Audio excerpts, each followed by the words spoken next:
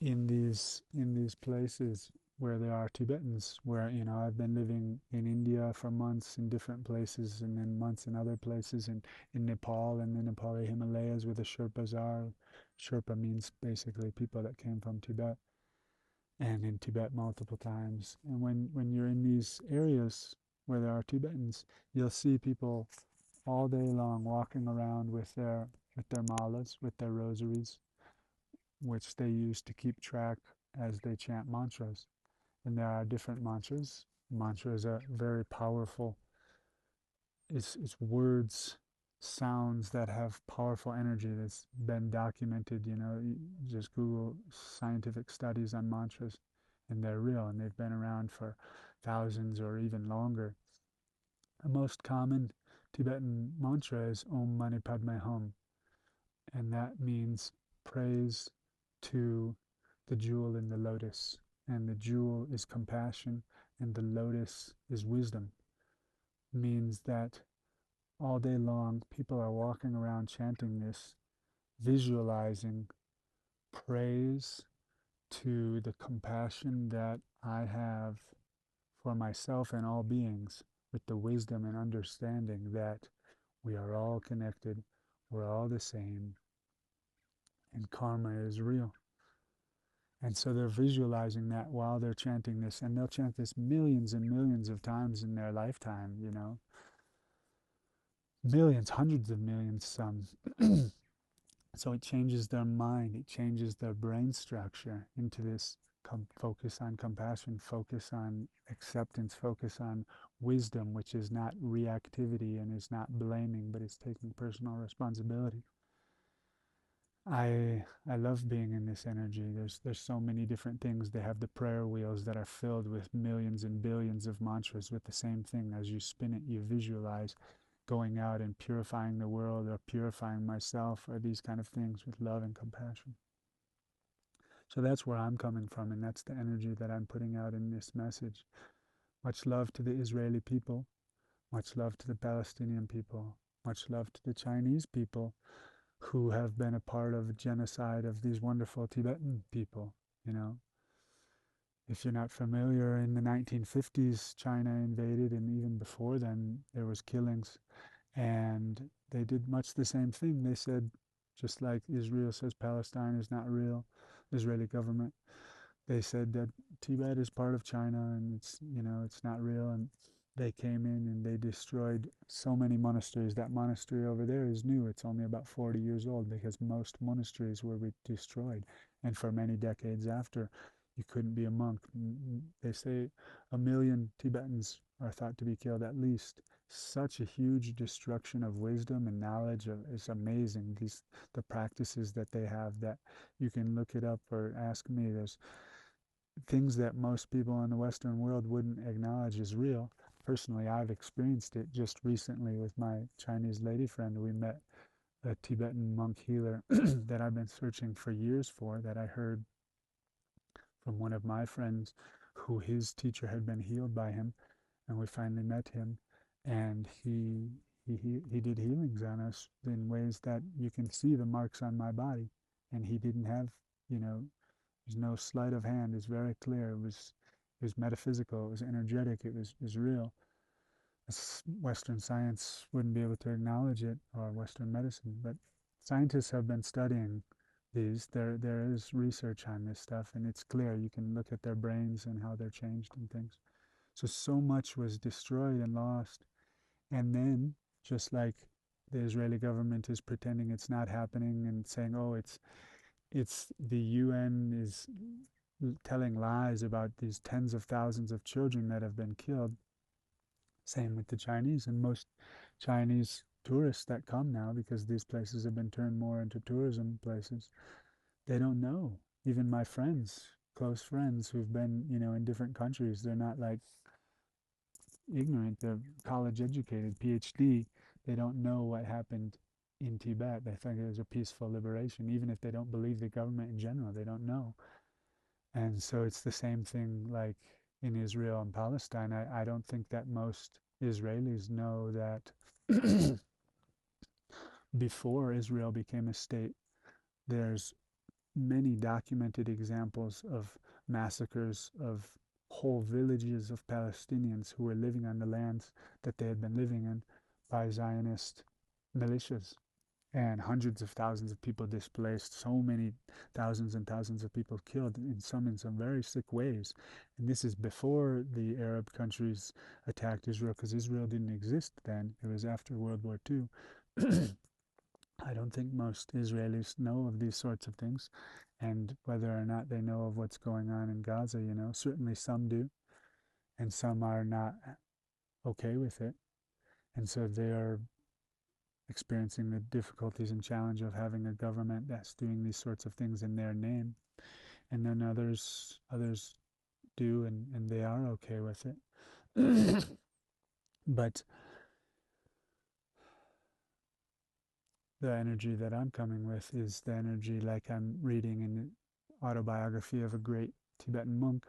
I never met him. He passed a couple decades ago, but I have friends who are nuns who were his students for many decades, and his name is Lama Yeshe and then Lama Zopa. They were two great monks working together, and I stayed 2.5 months at the very rustic, secluded monastery in Nepali Himalayas where Lama Zopa was a child. And in this autobiography, Lama Yeshe is talking about when the Chinese come in and he's a teenager. And so his elder brother is a more senior monk, and another senior great monk are deciding what will they do. Will they evacuate to a different part of Tibet? Will they leave the country? Will they remain and sacrifice their lives to protect their monasteries? And Lama Yeshe writes, even as they knew that monasteries nearby were being destroyed, burnt down, the monks were being killed, their friends, monks and nuns, the sacred relics being desecrated. Lama Yeshe writes that his brother and the other monk, their commitment to nonviolence was, of course, unshakable. And so I'm not saying that other people need to believe that. I'm not saying that I can tell the future, and if I'm in some position, I won't react in violence if my life is threatened. Who knows? But I'm saying that's the direction that I'm going, and that's the direction that I'm putting out there. And I'm sending that out for all of these people, for, also for the Israeli people who are doing this. Like, it's just like Gandhi when he was going for freedom for the Indians, and so many millions of Indians had been killed by the British over so many years. And he chose nonviolence, and he said, of course, I'm doing this to bring freedom to my Indian brothers and sisters who are being treated terribly and killed and tortured, just like the Palestinians are.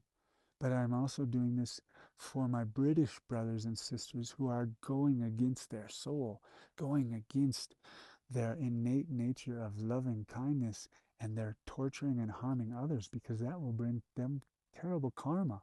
And it's just like what's happening to the Israelis, just like it happened to we Americans, for how many people we killed, unfortunately, in Iraq and Afghanistan and so many other things around the world, and the British, as we talked about, around the world. Like I said, I've been in places where there's so many Israelis, and I can tell you, the energy is not nice. I don't, I've never specifically had real issues with Israelis, but you see they're not happy. You see, especially the young ones come, and there's a lot of drugs and alcohol. Just in the first month that I was on the island, at least several Israeli drug dealers were arrested by the Thais, including one with over $1 million in drugs. And cannabis is legal in Thailand, so this is not cannabis. These are not nice drugs. And Israeli people generally, if you know them, you know, they have a tendency to stick together. They don't tend to like co-mingle with. You don't see, I saw maybe one in all the months that I've been in Thailand in these years, maybe one Israeli man with a Thai woman dating. And of course, you see many different cultures dating with the local people, but Israelis, they don't generally commingle. So these drug dealers are selling drugs to the Israelis. Yeah, the energy is just not nice. And of course, it's going to get worse because karma is a real thing. The teachings of the Buddha lay this very clearly, and we can see it in our own lives, if I treat people badly, whether it's with my actions, my words, or as we learn in the teachings of the Buddha, most importantly with my thoughts, then I feel agitated. I don't feel good about it. And so that karma, that negative comes back to me. It's very clear. So I think that's enough to share. I wish you the very best, friends. May you be doing well. I know times are challenging out there in the world. I think for most everyone right now, it's a challenging period. So much is going on with all this chaos, with war, with extreme difficulty, with, cost of living is high in so many places. All these weird stories that they're telling us about AI and trying to convince us to believe we need to like look for solutions in tech even more as we learn like this is the first generation with a lower IQ than their parents, Gen Z, and yet they're still telling us to look for tech, and so much chaos, so many strange things happening in politics and all over the world. So I wish you the best. I hope that you're out getting in nature. It's why I come to these places, when I'm able. I I know from personal experience and I know from the teachings of these great masters who have great wisdom compared to me, being in this energy and doing these practices help me evolve more and more compassionate, more and more loving, so that when I am in general society or when things like COVID or whatever happens, I'm more calm, I'm more equanimous, I'm less reactive, I'm more accepting and gracious. And that's the energy that I put in the world. So I send you love out there. Hope that your health is doing well in these times. Thankfully, I can say, just met a wonderful Tibetan doctor here and that great Tibetan monk healer. Soon I'll be in India for some months of Ayurvedic treatment while I go deeper in another long, meditation dark retreat. And so, since these years of stepping into this more traditional, holistic, natural, my physical, mental, spiritual health has continued to increase, knowing so many great people who can help with things like cancer and Parkinson's and Lyme disease. So if you're ever interested, I'm happy to share. They're typically way less expensive than anything you're going to pay for in the Western world, and way more efficacious and way more connected to you as a person. Tashi delay, tashi delay. May you be well. Om Mani Padme Hum.